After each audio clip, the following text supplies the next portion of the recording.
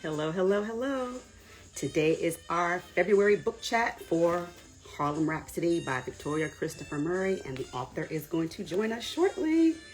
Come on in. Happy Saturday. And she is already here. Come on in, you guys. It is Saturday. We're talking Harlem Rhapsody. Can't wait.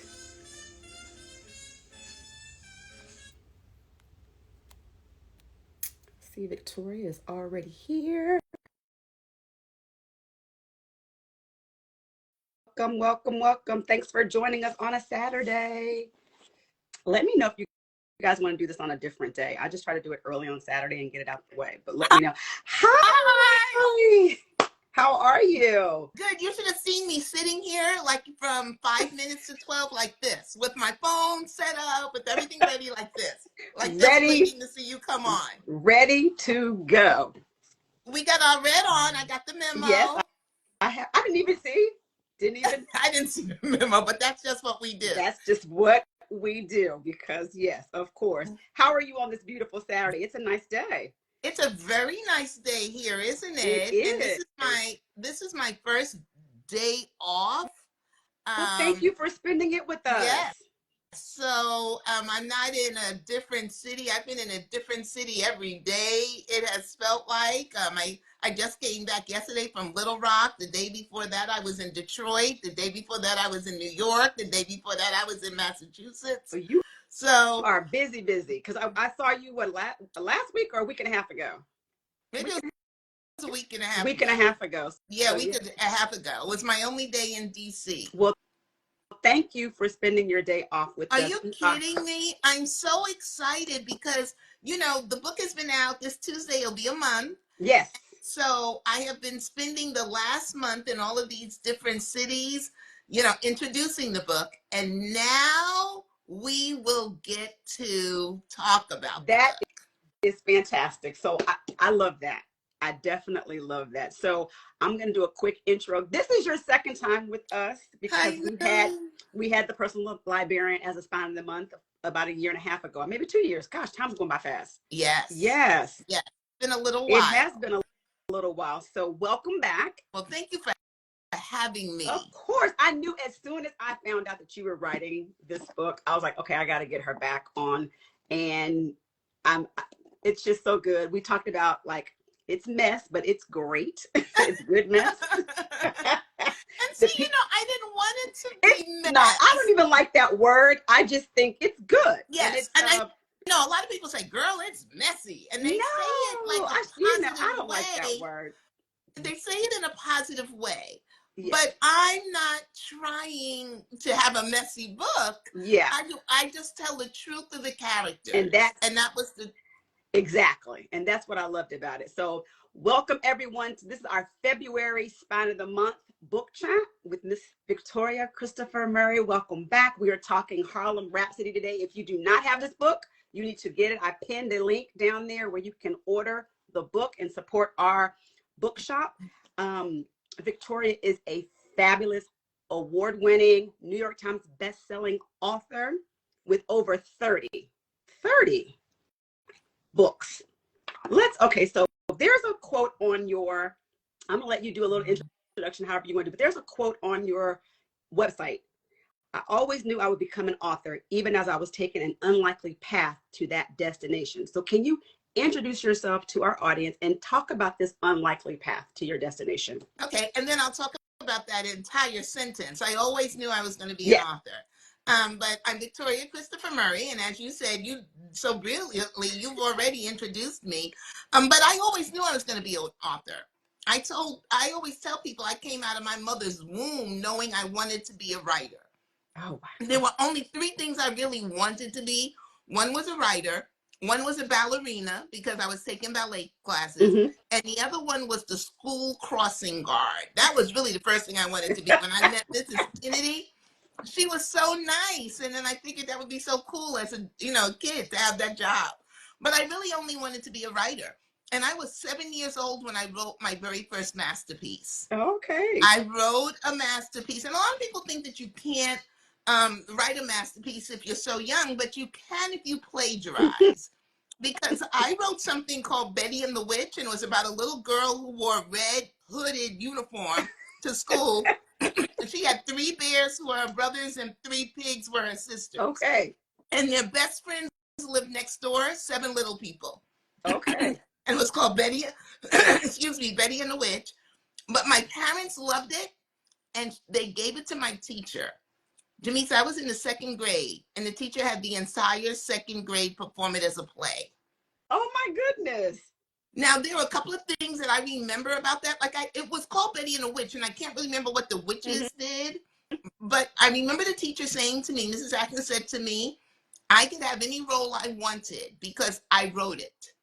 And that felt really, I didn't know what the word was, but special, because the other kids got appointed their roles. I chose my role. And then I also remember being introduced at the end as the writer. Oh, yes. She didn't call me the author, she called me the writer. From that day, 7 years old, with that teacher who looked at this little Black girl, that teacher called me a writer, and I knew I would be. Oh, and my so God. The reason I said an unlikely path is that you would think from that point forward, everything would have been set up for writing. But it wasn't, because when I was growing up, I didn't see anybody who looked like me in a book. I didn't see anybody who looked like me writing the books. And so you cannot be what you don't see. True. And I, even though I wanted to be it, I didn't know how to be it. So I took an unlikely path, going to Hampton, majoring in communication disorders, going then to get my MBA from Stern at NYU. But I then, I never lost that dream that had been in me at birth, that teacher just pressed down, that even my parents just continued to have me writing. My husband bought me a computer for a wedding gift. And so everybody in my life knew I was going to be a writer. It just had to manifest. It didn't manifest, it didn't come true till I was 42. Yeah, I heard you say that, well, during our first conversation, and you said it again when I saw you a couple weeks ago. And so that in itself is very inspiring. Yeah, isn't that I say that a lot for people, because I want people to know it's never too late for a dream. This is something that I had at the age of 7. Yes. And it took me all of those years to get there for lots of different reasons. Life gets in the way, fear of success, writing that very first novel. So lots of different reasons. But at 42, I wrote my first novel, and I've been writing full time ever since. And here's another thing. I didn't make the New York Times the first time until I turned 65. And so I mean, that's when people should say it doesn't matter how old you are, go for your dreams. Yeah, that is so amazing. It's so amazing. And so let's talk about, because you've done so many things. You've written so many books and historical fiction. I know. How did I get here, right? And I'm so glad that you're here, because it's my favorite genre. Aside from nonfiction, it's my favorite genre. Oh my goodness. I love it so much. With all these other books I've written, I don't know if I wrote to genres. I know people considered me a Christian fiction writer, but I didn't set out to write that. Right. I was just writing a story. They put me in a genre, and I've never written to a genre until I got to historical fiction. And you know what, Jamise, I feel like everything in this world that I was doing led to me writing this book. Yeah. This is the book I was meant to write. Yeah. This is the one book that I was meant to write in all of my career. And it's because what I love now, I'm writing into a genre, and I will stay here in historical fiction. But what I love about historical fiction is finding these women, uncovering these stories, and letting people know about them. Because one of the things I know now is a history that's untold is a history that's erased. Yes. If Jessie's story hadn't been told, and I think it's going to be told constantly now, she would have been erased, because she was very obscure. Like, very few people knew her. And so I think now that all of this has led me, everything that I've done to this point has led me to this genre, has led me to my real purpose of being a writer, which is to educate and entertain. Yes. I love that so much. I mean, I just, oh my gosh, and you do such a phenomenal job in storytelling. I listened to the audiobook when it came out and went back and listened to it this week. And it is just so dynamic. Oh my And the goodness. thing that I love about it is that it took me a while to read it because I don't know about anybody else out there in the audience. If you're reading it, please have Yeah. a notepad Yeah, and some people said post-it that. notes because it took me forever because every time someone's name came up, I was stopping Yeah. or, marking it or looking them up and just seeing it is just, it's so rich. It's Yeah. so rich. And so my first question to you, Jessie Redmon Fauset played a pivotal role in the Harlem Renaissance, but her story, like you said, it wasn't widely known. What drew you to tell this story, and what's the most surprising thing that you learned about her? Okay, so there are a couple of things. I Yeah. love this question. Yes. So what drew me to this story was that I wanted to write a solo project. Marie and I write together, and we're still going to be writing together. But I knew it was time for me to do my first solo project because I love this. And if I really believe that history's untold or history's erased and I want to do something, I can't wait for somebody else. I've got to tell the stories too. And so then to determine, I had never heard of Jessie Redmon Fauset ever. So to determine what I was going to write, I kind of just chose, I talked to my agent and she said, what time period do you like? And I was like, oh, the 1920-ish, 1930s.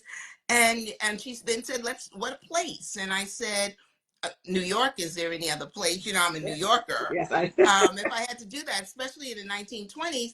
And she said, well, let's kind of start there. Just because that's there, find out what was happening in the 1920s in New York. And so as soon as I hung up from her, it was like the Harlem Renaissance, of course. So the first thing I did, and this is not how I do research, but I just Googled, because you can't use the internet for research. You have to go to research libraries. But I just Googled women of the Harlem Renaissance, Black women of the Harlem Renaissance. Langston Hughes came up, County Cullen came up. I was like, they are not women of the Harlem Renaissance. And sometimes Zora would come up and Nella, no mention. But there are two things did pop up. One was a quote from Langston Hughes that said Jessie Redmon Fauset was the midwife of the Harlem Renaissance. I was like, okay, I don't know who she is. The second thing was a podcast by Tremaine Lee. He's on MSNBC, and it was called Harlem on My Mind. And it was a 25-minute podcast on Jessie Redmon Fauset. Oh, okay. And so I listened to this thing of this woman, and so not much I could do in 25 minutes, but it was enough to say, okay, this is a story I want to tell. Now, this is what's so interesting. My editor asked me for 3 ideas. And so Jessie was one, and it was not my first choice. Oh. My first choice were the women of the March on Washington. Like, we would have never had a March on Washington without these women, ever. And but when I gave her the 3 options, my editor said, Victoria, it has to be Jessie. So I liked her enough that I was like, okay, it'll be Jessie. And then that was it. So that's how I got to Harlem Rhapsody. There were 2 things that surprised me. One was, and let's just go ahead and say it, we're just a few minutes into it. Let's just go ahead and say it. She was having an affair, and it was no ordinary affair. She was having an affair with the most famous Black man in America, yes. in the world. In the world. She was having an affair. And this is what I want people to know about this. I want them to read this book with 20th century eyes, not with 21st century eyes. I wrote it with 20th century eyes, because if I wrote it as a 21st century woman, I would be like, girl, you were 37. Why are you living with your mom? But that's all you can do at those days. They would have looked down on her if she lived the way I live, they would have looked down on her. Then I want people to understand that at that time, women couldn't even vote. They couldn't even vote. Right. So they couldn't have leases in their name. They couldn't. So look at that and they certainly didn't want Mm. careers. Mm. So this was a woman who was a pioneer, Yes. ahead of her time with everything. And that's why I want people to look at it and not call her a side chick, Right. because she was not. It was a 14-year relationship that was very different. And from my research, I don't have anything to support this. It's my feeling, what I'm extrapolating from my research. I believe if he had met her first, he would have married her. Yes. Now, I don't know if she would have married him, because she knows he would cheat, Yes. Yes. But I also know that that was the culture of the time. Yeah. He was a man of that time. And what I want people to do when they're reading the story of W.E.B. and Jessie Redmon Fauset is to remember that these were just ordinary people who did extraordinary things. They were, while she was having an affair, she was discovering Langston Hughes. While she was having an affair, she was discovering County Cullen. While she was having an affair, she was helping Nella Larson overcome her insecurities about writing. All of these people were not literary legends when she met them. She was the one telling them. Yes. So she was the one who built them into the literary legends. I mean, she was a writer, a literary gatekeeper. She was like powerful in her own right. Yeah. So that portion of the story, the relationship with W.E., it was just a portion of the story for me. I didn't really lean into that too much. Of course, it played a role in their interaction. Yeah. But I wonder, without him, where would she have been, though? I mean, because he kind of he gave her the job. He gave her the job. There was never a literary editor before her, and there was never a literary editor after her. So he created that job just for her. Yeah. But where would he have been without her? I was just getting ready to say that was my next question to you. How did she inspire and elevate him within the same time discovering all these greats? Yeah, he wouldn't have had time to discover these people. He was around the world. He could have been the president of Black people globally. That's how he was. That's all the traveling he did. That was his life, was going out and fighting for the equality of all of us, all across the globe. And so she was the one at the helm. She only had the title of literary editor. She was running the whole dang thing. And where would he have been? Where would we be? Because where would we be without her saying to a 17-year-old Langston Hughes, you were the head of the poetry club at your club, at your high school. I think you're a writer. Why don't you try writing some things? While you're down in Mexico with your dad, why don't you use that time to write? And he did that, and he wrote The Negro Speaks of Rivers, which is his first major thing that we all know about. In the Schomburg, they have it on the floor where his ashes are actually interred. And so where would we be without her? So yes, where would Jessie be without him? Where would he be without her? And that's why I say the Harlem Renaissance may have never happened without their affair. Yeah, I haven't looked at it that way. Without their affair, it may have never happened. And why do you think when people talk about the Harlem Renaissance and they mention all of the writers and, Nella Larson, and why do you think that she's not mentioned it, especially because she catapulted all these people. She was like the backbone of Harlem Renaissance. And so much was going on. There's a social construct that was going on, but she was focusing on the art. The art, and using art as activism. Yes. So the reason I don't think, I was very upset that I didn't know her. Like the whole time I was writing, upset is a strong word, but I felt some discomfort because she wrote the very first novel of the Black middle class. I write novels about the Black middle class. That's all I've ever done. And I was never curious enough to ask who was the first person who did that, or I would have known her name. And she was the most prolific writer during the Harlem Renaissance with 4 novels. But the reason I was interviewing in Massachusetts, and the person I was in conversation with told me to give myself some grace. She said, because one of the reasons, she said, we should know Jessie Redmon Fauset's name. She's glad this book is being written. But one of the reasons we didn't know her name was because she was the editor. And she said, Victoria, I don't know your editor's name. And so in 100 years, if somebody wants to do a story on me, they would never be, you'd find my editor's name mentioned one time in the acknowledgments. Yes. But we don't know the names of most of these big people's editors. Now, when I mentioned this to someone last night, they said, but Black people know the name of the editors of magazines. Yes. We know Susan Taylor from, we do know that. So at first for a week, I gave myself some grace. And then I was mad again when somebody said, we wouldn't know your literary editor because we don't know the name of book editors, but we do know the name of editors of magazines. And that's a good point, right? Yes, we do. So we just don't know her name. I think part of it was because it was still a man's world. Mm-hmm. And so all the credit all the work she did, WEB got the credit. Yes. But that's the world, right? That's the world, right? I'm thinking like, how much has that changed? Yeah. Not a lot, but the thing is that because that hasn't changed, there's a lot of hidden figures out there.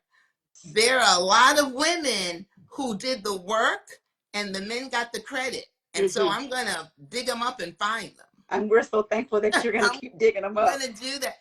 Let's talk about Jessie's struggle as a Black woman in publishing. Yeah. Because reading and digging more information about her, it feels very eerily relevant to today. And so what connections do you see between her experiences and those of Black women writers right now? So just being recognized, I think for Jessie in the space she was in, being Black was acceptable in the space she was in. Being a woman was not. So she had more gender issues than I have. I have the racial issues, but they all equate to the same thing. So as a writer, it was just getting recognized. And one of the things I tried to show in the book, I had to cut a lot of it out, but I tried to show how much of a champion she was for women writers, because she knew that Black women writers were not going to get recognition in a man's world. They were in a Black space, and it was a time when Black people looked in the mirror and saw pride for the first time. Because one of the things I want people to remember, Harlem Rhapsody, when it takes place, is only 50 years after emancipation. 50. If somebody on here right now is 50 years old, imagine that when you were born, slavery was just ending. Yep. And so 50 years after emancipation, we had this world where Black people were getting educated. Like W.E.B. Du Bois was the very first Black man to get his PhD from Harvard. She was a woman of first, being the first Black graduate from the Philadelphia High School for Girls, graduating valedictorian, being the first Black female to graduate from Cornell, being the first Black Phi Beta Kappa, although she thought that till 2000, we just found that out. But she was a woman of first because this was only 50 years. Yes. And so she had to fight the gender thing in that space more than I have to fight it, but it's the same issues. People don't think you're worthy. Yeah. I've written a book called The Personal Librarian that has sold over 1 million copies. It's such a fantastic book. Sold over 1 million copies, but as the Black co-author, I'm given no credit for that book. And let's talk about that, because when I speak of that book, I speak of you. Yeah. So if you were the other day, a library, I can't remember where, posted on Facebook that they were going to be reading The Personal Librarian by Marie Benedict. And so I went on there and I said, I'm so happy that you chose The Personal Librarian, you know, we're very excited, but it was written by two authors, not one. And they came back and said, my apologies. But here's the thing, that happens to me all the time. And so when Harlem Rhapsody came out, now not my publisher, if you were to ask me what Berkeley could do more for Harlem Rhapsody, there is not one thing. They great. threw it out on the field, everything. Good. The entire team, from my editor to the marketing people to the promotion people. I'm telling you, Berkeley did everything. Outside the doors of Berkeley, people were like, who is she? And then the people who knew that I had been the co-author of a book that has sold 1 million copies, bookstores that knew it said, she still has to prove herself. We need her to prove herself. And that's so disappointing, because what do you have to prove? You contributed equally to that book. And if you guys haven't watched it, go back and watch my conversation with Victoria for the Personal Librarian, because I had the conversation with you. Yes. And you talked about how you both contributed to the book, because there's portions of the story. story We wrote every word of that book together. Yes, and there's portions of the story you talked about, portions of the story that, you know, she could not tell. Yeah. So whenever it was about, we wrote every word together, but one of us would write one chapter first and the other one would write another chapter. When it was about Belle and her family, I wrote those chapters first and then gave them to Marie. When it was about art and history, Marie wrote those chapters first and then gave them to me. We wrote, and then we edited every word of that book together. And so it has taken, and this is no shade on anybody. I mean, she's my sister, but it has helped, that book and all the other books she's written has really helped to catapult her. It's done nothing for me except in the space with Berkeley. That is so, that is so unbelievable. That is so normal. And the fact that you say is normal is also very hurtful, because I think when I think of the Personal Librarian, I literally think of you. No shade to Marie, because I know you guys wrote the book together, but I think that people that they're choosing not to recognize. Yeah. Because there's no way you could talk about this story about a Black woman passing and not know that a Black woman contributed to this book. They're choosing not to it's been recognize. Interesting, because for the whole 2 years that when it was first out there, I kept saying to my editor, I'm very concerned, because whenever bookstores or libraries would talk about the Personal Librarian, they would say by Marie Benedict. We even had a challenge with Amazon adding my name. And sometimes, so one time a friend of mine called up a bookstore when she saw a picture, and she called up the bookstore and they said, well, her name is too long and nobody knows Victoria Christopher Murray. And so my friend said, well, I don't know Marie Benedict. So what does that mean? And so I had a concern from the time it came out, because I used to just take snapshots of things where my name couldn't be, nobody could take the time to include my name, but that's okay. I mean, we're talking about Jessie and the same kinds of issues that she had. And hers were more gender related, mine are more race related. And I have to say to you, you've published over 30 books. And I will say I was a co-author as well. And I absolutely have never written anything in my life. So of course, nobody would know my name. They would know my co-author's name, but that's to be expected. You wouldn't know my name because I'm not an author. I was new to writing a book, but you've written so many 30 books and 5 movies. I don't know. I have five of my books, which is a high percentage, have been turned into movies that people can just go look at right now. And can we name them? Lust. Yes. Lust. It's the 7 Deadly Sins series. So Lust, Envy, Wrath, Greed, and Pride. Yes. Yeah. That I wish we have to have this conversation offline, over line, because that literally is infuriating to me. Or it might be an interesting conversation to have, because I really, I was telling Casey Kelly last night some of the issues with it. And I don't want to name names of stores or things, but I want to name issues. And I want to show people how systemic racism is, because any of these people that cause me any slights or things would be horrified to think it was racism. Right. Horrified. I'm going to Because actually have you come on to Literary Wind Down on Spines and Vines, and we'll have we this need to have this conversation. conversation Yeah, because I can tell you some of the stuff. I'd be interested. People want to know, where can they watch the movies? That's one of the On questions. Lifetime. You can go to Lifetime, and you can go to Lifetime on Demand. And interestingly enough, one of the things that I do enjoy about Lifetime is when they show all 5 back to back to back. So it's like a day of 10 hours of Victoria I was going to say, Christopher you're going to be Murray. sitting there all Yeah, day to watch them. I don't watch them. People will send me a message saying your movie's on right now. This time it's Greed. I was like, I know what's gonna happen. I watched, I did watch it the first night, but For those of you just joining, I highly suggest you go run this back and listen to the important part that Victoria just talked about, how Jessie Redmon Fauset's publishing is similar and different to her journey, and what's going on right now with Black women in publishing. It's very interesting. We're not going to go back and talk about that, but we will have it. It's a good conversation for us to have later. We are going to have it later. One of the most successful Black people in publishing, Black women. And I'm telling you, Berkeley has gone to the mat on some of these things. And Rashonda and I talk about all the time. I've always had a supportive publisher. Book that didn't get the Queen of. I've always had, and she has a supportive publisher.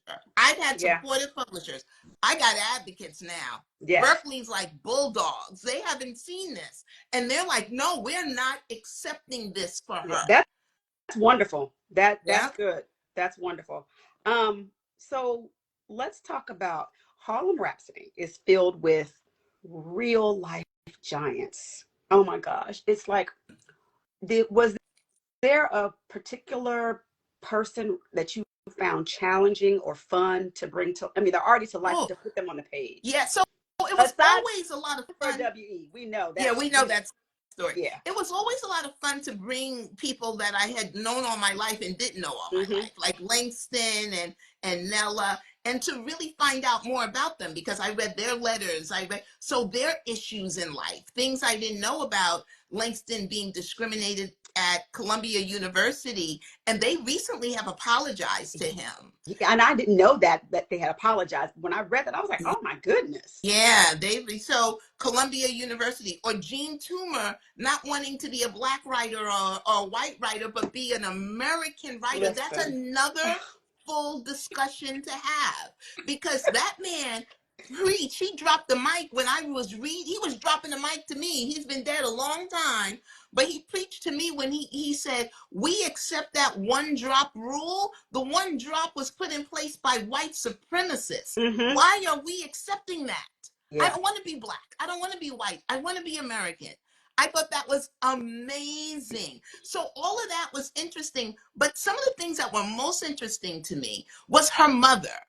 Her mother, who was a white Jewish woman, who I couldn't figure out. Jamise, before I even started, I had to go and figure out, why would her stepmother, marry Jessie's father? Jessie's father had 7 children, and Jessie was the youngest. He was a widower. And then Isabella was a widow with 3 children. Why would a white woman marry a Black man at the rise of white supremacy, at the rise of the Ku Klux Klan, at the rise where they couldn't even, get married in certain states? Why? Why would you do that? First of all, y'all got too many kids. That's a baseball team. Yes. Y'all got too many kids already. Why would she? And I couldn't figure it out. And my agent and I were trying to figure out, why would this white woman marry this? Yes, love, but it's putting you and your children in danger. Absolutely. And why would you do that? So something took me weeks. I was reading everything, couldn't find a lot of information about her. I went to the census. I don't know. I think I was looking for her parents. Her first husband was Black. This woman just married Black people because she was an integrationist. And I had never heard that word. the abolitionists turned into integrationists at the end of slavery because now they were fighting for full equality. Right. So this woman believed that the only way for full equality was to have complete integration. And Isabella Huff Fawcett was going to integrate America all by herself because she had 3 Black children with her first husband, 3 Black children with her next husband, and she was down with it. And she was very, very, one thing I love about the time period is because there was so much pride in your heritage, your family, principles, morals. I mean, she really like nailed it into Jessie, like all the time. What was acceptable, what was for a young lady. I love the reinforce, and you like really just, you shape that time period so clear. Like if you're listening or reading this book, you really get the essence of what is going on in that time period. Well, you know why? I read every issue of The Crisis from October 1919 to September 1925. And the reason when I say I read every issue, I read every article. I read all the ads. Oh, wow. I could tell you what was in there. I read everything. And the reason I did it is I wanted to get the language of the time. Mm-hmm. So I used their words, which was the beautiful, beautiful language, very different from how we speak. And then it was easy for me to immerse the story because those were the issues that Jessie was the editor. So this is why I knew every single issue that was important to her. She wrote about it. And so that's where I knew where everybody's first poems were. I knew the actual issues because I read it. I saw it on the page. And if anybody wants to, somebody said that's why the dialogue in the book is so good. It's because I got it from The Crisis. And if anybody wants to read The Crisis, the period that I'm talking about, all online. And I wanted to tell people in the audience, because we keep talking, we didn't say what people that haven't read the book, we're not spoiling anything, but talk about what The Crisis was. Yeah, so The Crisis was the official periodical of the NAACP. What a lot of people don't know is that most of the founders of the NAACP were white. And most of the founders of the NAACP are in the book because they're the board, because it was only 10 years old. They were the board of directors, at that time. And so they wanted a magazine that went out to not only Black Americans, but white Americans.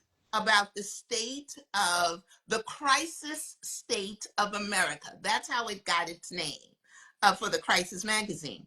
And so Jessie came in, before she was there, most of the articles were just about social justice, criminal justice, fighting lynching, what was going on politically. All of that remained, but then Jessie brought in all these young writers who were so excited because it was their first publication. Like Langston Hughes, there's a scene, and not taking away anything, but of course he has to meet Jessie and W.E.B. at some point, and he is so scared. That's a true scene.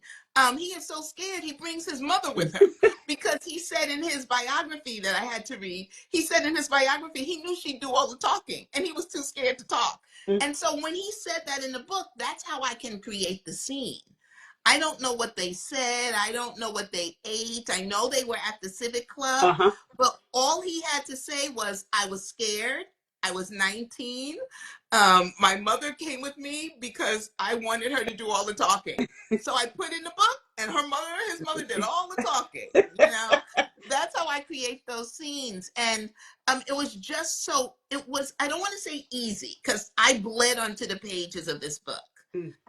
But it was easy because it was all there for me to write. It's so good. I know people, if you haven't read it, but reading it, it's like you're writing and then you just casually drop someone's name, like in an introduction, you're meeting someone and, oh, this is my wife, Nella Larson. And I scream. It's just like they're just so casually introduced. Because that's how it was.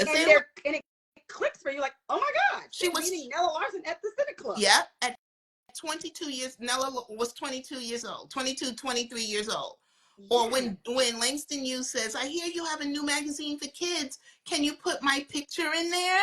I'm 17 and so I'm too old, but can you put my picture in there? And so Jessie gets in touch with him. Or or County Cullen, 16 years old, meeting him at the church that his father was the pastor. And his father was this big time advocate, activist. And so I didn't go into County's story very much, only for lack of pages, but his father had just adopted him. It was never official. His grandmother died, and Frederick Cullen and his wife said, you come over here with us. Your name is County. Now you got our last name. And that was it. That was all she wrote.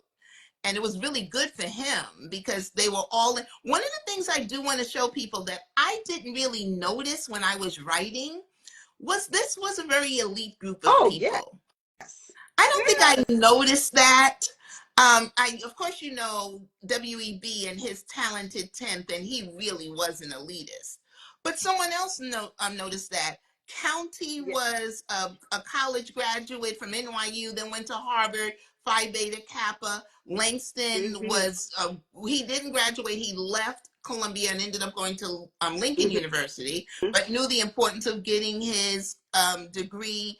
Jean Toomer educated. Nella Larson left Fisk under interesting situation. But all of this was an elite group of people that I didn't realize. I wasn't thinking about that part as I wrote it, and I'm glad I wasn't, because they didn't see themselves as elitists. They just saw themselves 50 years after the end of slavery, fighting for the rights of Black people. Yeah, it's oh wow, it's such especially in this time period where there's so many book bans and so many things that are trying to erase our history. It's just we need books like this. And there's, I'm going to be 57 this year, and just to think there are still people that I'm learning about. Yeah, and there's people I'm learning about, so don't feel bad about that. And so you're going to give us more, and so can you give us? Yeah, I'm trying to sneak my way in. I know you can't tell us a lot, but what's next? Well, what's next for me and Marie is we have a new novel coming out next summer. We don't have a real title for it yet. I was going to call it, we might call it Linchpins, I don't know. But all I can say about it is it's about a Black woman, a white woman, and the mob. Yeah. And it's a real story, another Black hidden figure that you're going to be like, I didn't know that. And for this one that I'm about to write, I guess people were mad about not knowing about the person that discovered Langston Hughes. But this one is almost one that's been in front of our faces forever, and we didn't know her. We knew the man. Yeah. But we didn't know her. And so we're doing that. And so everybody loves that when I say the mob, girl, and it's the mob for real. Yes, it's I'm the like mob anxious. for real. And I'm still looking for my next story. I'm looking into things like historically Black beaches, because Black people couldn't go to their own beaches. And I found out about two Black women, two sisters, who created the Black Sag Harbor. I didn't even know. I'm like, really? And so I'm looking at that. I was in Little Rock recently on Thursday, and I'm still so fascinated with the Little Rock Nine. And I'm very fascinated with them, but more fascinated with their parents. Who were the people who allowed their children to go into that line of fire? Who were they? Because it took a special kind of parent and child to do that for the rest of us. Yes. And so I just want to know something about the parents. So I have lots of books. I got the beaches because I want to know about. I definitely want to know about the beaches. Yeah, I want to know about the beaches. And one day I might go back to the women there would be no March on Washington. There's so many stories of these women whose names that I didn't know. So I don't want people to ever feel bad, because I'm only going to write about people when I didn't know their name. Yes. And so if I didn't know their name, those are the ones I'm going to write about, because those are so important for us to to talk about. Can I tell a funny story? You can tell You had whatever asked you, me yes. when you had asked me about two things about things that surprised me, and we talked about the Yes. affair. Another thing that really surprised me that Jamise almost had me considering giving back the money. I sat here with Rashonda talking, saying, "Oh my God, what am I gonna do? I have to either give back the money or do." So after I found out about the affair, I had decided that these were ordinary people who did extraordinary things. So that's life. They were flawed. We need to take our heroes off the pedestals, let them be men and women like we are men and women, and stop judging them and looking at their achievements. I worked it all out. And then I was about 25% through the book when I discovered she was a member of Delta Sigma Theta Sorority Incorporated. Girl. I knew exactly what that you were going to took say. me out. Yeah. I said, my sorors are going to kill me. My sorors are going to kill me because she's having an affair. And this is how God works. If I had known she was a Delta when I started the book, I wouldn't have written a book. I would have found somebody else. Yeah. I wouldn't have written a But book. it's a story that needed to be told. Story that needed to be told. And that's not fair that I wouldn't have written a book. I wouldn't have written a book. And I'm sure she's not the only Delta in the history of the United States that has never had an affair.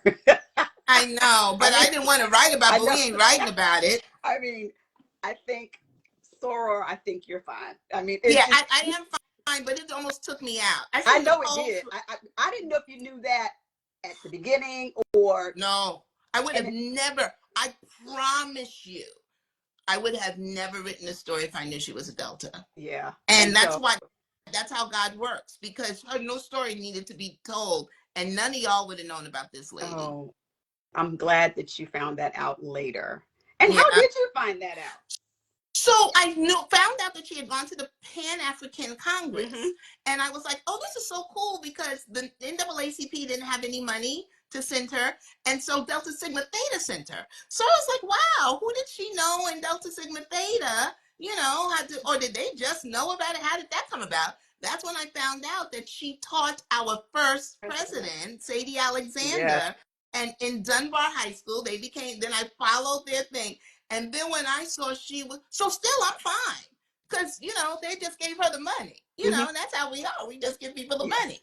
And then I'm fine until I found out that I was like, what am I going to do? And I talked it over with some historians from Delta, who did know her name. Yes. And I was like, but I can't. And they were like, this is the story. It is the story. Did you get any pushback from anyone, about telling the story, or either, I'm not going to say, this is a question that was in the comments, tainting WB or tainting her. Did you get any pushback from anyone? Yeah, so not pushback, but too late. So I didn't even realize, I didn't know I was writing a controversial book, because I never meant to taint anybody. Right. And I'm not, and let me tell everybody, I wouldn't have written about the affair if I wasn't absolutely sure. Yeah. And so it was in the biography, the Pulitzer Prize winning biography of W.E.B. Du Bois, where David Lewis said that they were star-crossed lovers, and that's very specific. Yes. That's Romeo and Juliet stuff. And he said they had a parallel marriage, and I think that was the longevity. Yes. The 14-year relationship. I think that was the longevity of it. I would have never, I have letters. So I have all of that. So I won't say which television network, but people will be able to figure this out. An author friend of mine was going to go on and mention 5 Black books you should read for Black history. And so he definitely wanted to do Harlem Rhapsody. And the network said, no, we don't want to mess up W.E.B. Du Bois' reputation. So I was like, I'm not the one that discovered it. These were historians. It's already out there. Right. So that was one thing. Then last weekend, I was in Massachusetts and Great Barrington for W.E.B.'s birthday. And so there was a young woman there who's a historian who was in the middle of reading the book. And she said, he never had any affairs. I was like, girl, let me read you the letters. What? I'm on my phone, or I could read you one of the letters. And I said, yeah, he did have not only One with with her. Jessie, but in the biography he named a whole bunch of people. He just pulled Jessie out of it. And so she was like, well, and she said W.E.B. was a truth teller. And at the end of his life, he wrote another book. I think he was in his 90s when he wrote this other book. So at 90, I hope you can remember everything you've done. But she said that he said something, and I went back and read it, and I didn't take it that way. He said something about he had women who were friends, and not all of them were sex. It didn't say that. But if you want to, let me see if I can pull it up on, because I think everybody would kind of enjoy this letter. Oh, this is a treat. Yeah, let me see if I can find it and pull it up, because I know where I have it. Okay, let's go. I have it. Oh, it. You guys are getting a real treat So today. you tell me. Now, nobody ever wrote a letter, and I didn't have any letters that said we're having an affair. Right. This is what I got. This is him writing. I'm thinking of you. I'd like to have you here. Write me. I'm coming to see you at midnight. Please come down half dressed with pretty stockings. I shall kiss you.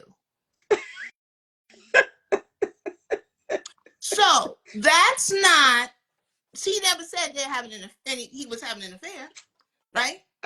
I don't know what else. Okay, y'all in the comments, tell us what you think. I mean, do your friends write you letters like this? Here's a letter that she wrote, and I actually used this part in the book.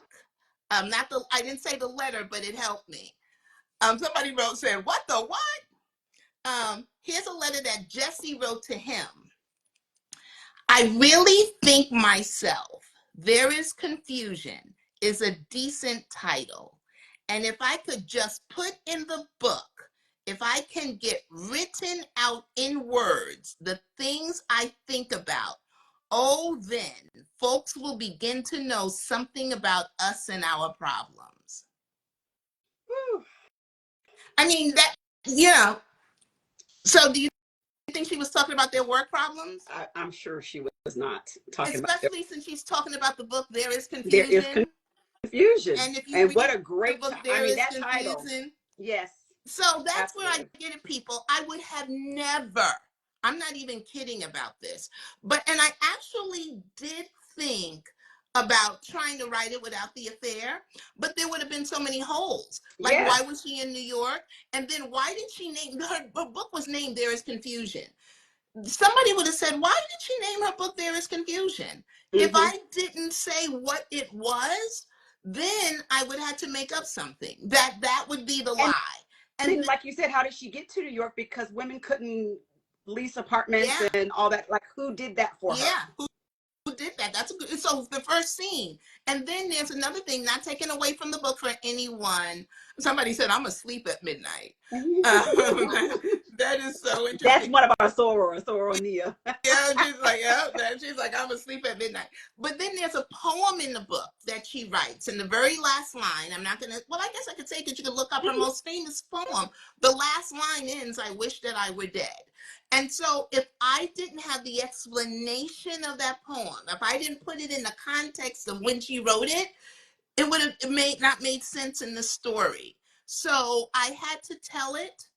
I'm very proud of this story. I had no idea that I was writing anything of controversy. Never. I did my best not to make it salacious. Yes. I don't think it's salacious at all. Yeah. I think you stuck to the story, the time period, what was going on, and wrote a great historical fiction novel. It's great. Yeah, I was thank you for that. And I thank you for everybody who joined us in here. I saw Nicole from Black Writers Read is in here. Yes. Saying that she enjoyed the book as well, and I'll be talking with her as well. So I love the fact that everybody wants to talk about this book. Yes, and we're going to have you on Spines and Vines for Wind Down to talk about the other part about the publishing part. I can't wait. Yes, I'll reach out to you and schedule that. I can't wait. And I feel very safe talking to you. I think you know what I mean by that. Because this is a real subject that I want to talk about. And I think it has to be done in a safe place, a Absolutely. safe and honest Yes, place. absolutely. We'll have that conversation. But thank you for spending your off day Saturday with us. Oh, thank you, Yes. Sarah. This has And been great. This it has has been. been fabulous. We got a reading that we weren't expecting. We got a lot of knowledge today. Thank y'all for joining us. And Victoria, I wish you all the best. Oh, you guys, if you haven't voted, Oh yes, thank you. vote for her book. I will put a link or in my stories where you can vote for Yes, her book. It's for Club Club Calvi. Calvi. Calvi. So Club Calvi, I am one. Thank you, because I'm going to be saying this for the next 2 days. Mm-hmm. You can vote between today and tomorrow, but it's with Club Calvi, um, with CBS News. Yes. And they have a book club, but they do a reader's choice. And so they choose 3 books. Harlem Rhapsody is one of them. And I want to take Jessie home to New York with this book club. So please, Yes. and you can vote again, and you can vote on different devices. Yes, I'm gonna vote. And So I blasted it out on Threads. For some, I don't know how I have 100,000 followers I on know. Threads, but I Threads bla- is so active. I love it. I I don't blasted know it when. out there, so hopefully people are voting. But before you go, I want you to share where your first event was for Harlem Rhapsody, your first kickoff, your first tour event, and why it was so special. And then we're gonna let you go. So there was actually, let's talk about the first 2. Okay. Back to back. Okay. Sunday, the first event was at the Kennedy Center. Yeah. The Kennedy Yeah. Center. And I was interviewed by Abby Phillip from CNN. Over 250 people were there. Mm-hmm. My agent and her husband, my editor and the head of the marketing department for Berkeley came Mm-hmm. down. They said I have set a new standard for launch parties. And people who flew in, or people who had never been to the Kennedy Center, have said to me they were so happy, because now they don't know if they'll get a chance to go back to the Kennedy Center. Correct. So it's very so that ended. I got on a train and This went is to the New one. York. Yes. Let me tell you this story. There's the library of the Harlem Renaissance was called the 135th Street Library, and it is now called the Schomburg Research Center. And I wanted to do a signing there because I spent 5 weeks researching that book in there. And they knew I was there. The heads of the people and everything knew I was there, because I called up first to ask, how do you do research, like on this? And the lady said to me after she talked to me, by the way, I love the personal librarian. And I was like, how did you know? She's like, I know you, Victoria Christopher Murray. So they knew I was there, but they don't do book signings for people like me. They do it for very scholarly and, very well-to-do people. And here I am, I used to write Lust and things like that. So my publisher, I'm telling you, Berkeley, pushed gently and pushed until not only did they agree to have me there, but they had my book up on their billboard outside for weeks. Oh, it's awesome. For weeks. Do you know what it's like to walk down 135th Street, get to Lenox Avenue, look up and see Harlem Rhapsody there? Yeah. Like, how I kept walking, I will never know. I mean, it was just amazing. So I was concerned because New York, it's hard to get people out. When they agreed, and they said, one of the things is we really like to have at least between 50 and 100 people, And so I know that, and it's hard to get people out on a cold February Monday. Yes. The theater seats 300. So, I worked, got the Deltas going, started telling people about it. And the morning of that, I was going to a TV interview. And a friend called and said, I can't make it because it's sold out. I said, it's not sold out. They have 300 seats in there. It's not sold out. So while I was doing the radio interview, the lady said, and you're signing at the Schomburg tonight and everything, because it was live. And then she came back at the break and said, sorry, it's sold out. Oh, wow. 300 people That's showed up. I think amazing. it was really like 250, because some people 250 people showed up at the Schomburg, the library of the Harlem Renaissance, for Jessie Redmon Fauset. Yes, that is amazing. That's a perfect story to end on. Thank you so much, Sora. I'm so happy for you. We're going to keep pushing this story, keep pushing this book, and can't wait to see what you do next. We're always going to support you. Thank you, Sarah. We'll talk soon. And everybody vote. Thank you. Vote and tell 5 people about Harlem Rhapsody. I'm going to put it in the stories as soon as I finish this up. Thank you. All right, take care. Bye. Bye-bye. Bye, everyone. Thank you for joining us. Bye-bye.